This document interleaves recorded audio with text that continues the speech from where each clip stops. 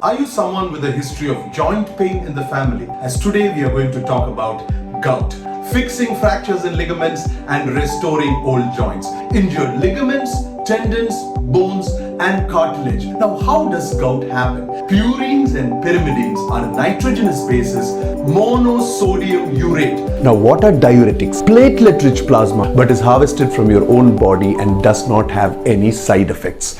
Hi guys, are you someone with a history of joint pain in the family? Or you could be someone who has joint pain, especially in your great toe. Or it could just be that after a party when you have meat or you drink a lot of alcohol, you get joint pain in your great toe. If you have any of these three symptoms, then you have come to the right place, as today we are going to talk about gout. I am Dr. Santhosh Jacob, orthopedic surgeon and regenerative medicine specialist from the city of Chennai, Tamil Nadu, India. I specialize in bone and joint diseases, and most of my work involves fixing fractures in ligaments and restoring old joints. Regenerative orthopedics, though, is a super specialty of orthopedics where we use your body's own healing cells to treat injured ligaments, tendons, bones and cartilage. It also rejuvenates any injury you have. I also believe that information about a disease is the first step you take to conquer any disease, and I am here to help you do just that. So today, let us go straight into gout. Now, how does gout happen? We all need to understand that we are made up of a lot of biological molecules, and we also consume a lot of biological molecules like proteins, minerals, vitamins, collagen, fiber and nitrogenous bases, with a lot of other molecules also. Now, purines and pyrimidines are nitrogenous bases which are there in our RNA, DNA and many other tissues.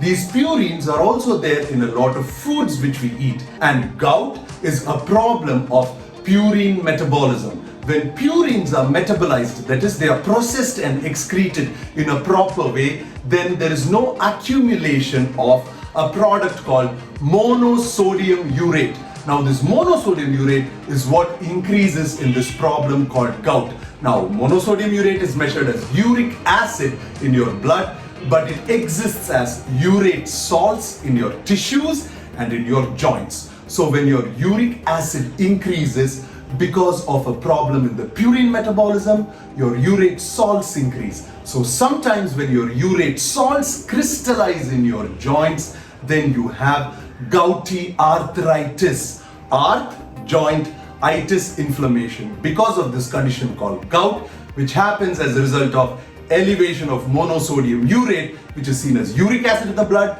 and urate crystals in your tissues and joints. And this is what the accumulation of these urate crystals in your tissues and joints is what causes your symptoms of gout. Human beings in general have a very high blood level of urate, close to saturation or crystallization point, compared to a lot of animals or primates, even monkeys. The reason is that we are genetically evolved to have high urate levels, because urate is a naturally produced antioxidant by our body, and high urate levels are actually good for us. But when it increases beyond a certain point, then it causes crystallization in our joints, which causes the gouty arthritis. Now, I want you to know and understand that only 10% of those who have high uric acid levels in the blood will ever develop symptoms of gout. So if 100 people have a high level of uric acid in a blood test, only 10 of them will ever experience symptoms of gout or joint pain. Understanding what are the factors which promote crystallization of the urate inside our joints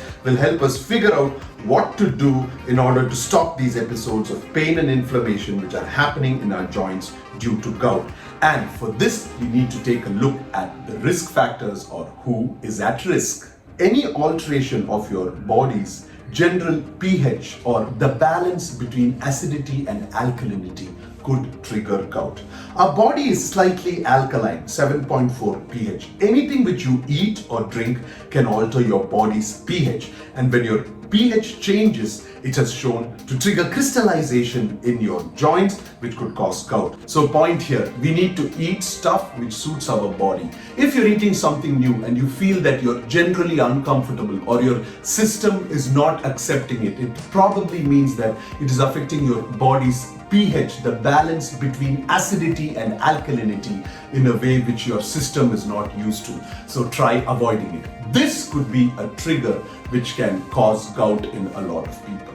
Purines are found in high concentration in meat products and internal organs like liver, kidney. Anchovies, sardines, herring, mackerel, game meat and beer. Anything which is made from yeast could increase your urate levels. Apart from that, vegetables, asparagus, cauliflower, spinach, mushrooms, green peas, beans, wheat bran and oatmeal. Also, high fructose foods, any processed food which has a lot of sugar, check the label if there is an increased cornstarch or fructose in that, and if so, that could also increase your gouty episodes. So if you like what you saw till now, do consider subscribing and also press the notification button so that you could get such regular updates. What are the risk factors, or rather who is at risk?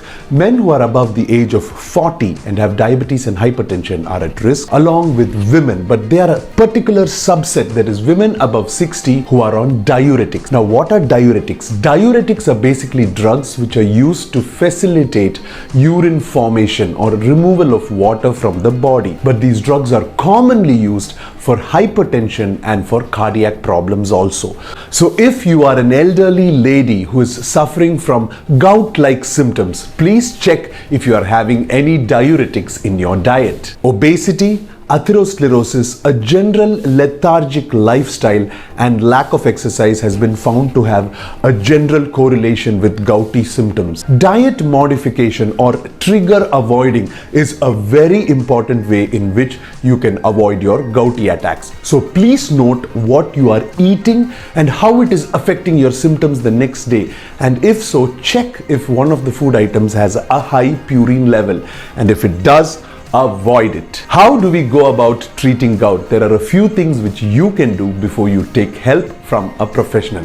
One is avoid stress. Anything which you feel is increasing your blood pressure or making you eat without reason, you have to avoid. Avoid alcohol, especially beer seems to trigger episodes of gouty arthritis. 3. Start exercising. Start exercising 20 minutes a day and build it up to 40 minutes a day. Exercise increases your circulation and also helps in the metabolism of monosodium urate or uric acid. 4. Make a meal plan, avoiding any of the foods which contain purine or which trigger your episodes. And 5. Start doing yoga and meditation. Anything which increases oxygenation to your body will definitely reduce inflammation in the body. Apart from that, if in spite of doing all this your pain is increasing or you're having episodes, there are a lot of medications which your orthopedic surgeon can advise that you can take to prevent these episodes from happening. Even in spite of the medications, if your pain is increasing, then we can inject a steroid into your joint, which again I do not advocate, but you can inject platelet-rich plasma, which has very similar effects to steroids but is harvested from your own body and does not have any side effects.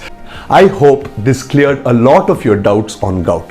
If you're somebody who has had gout, drop in a comment saying how you treated it or how you are treating it, and we will have a discussion about it. Alright guys, see you, bye-bye, signing off, Dr. Santhosh Jacob.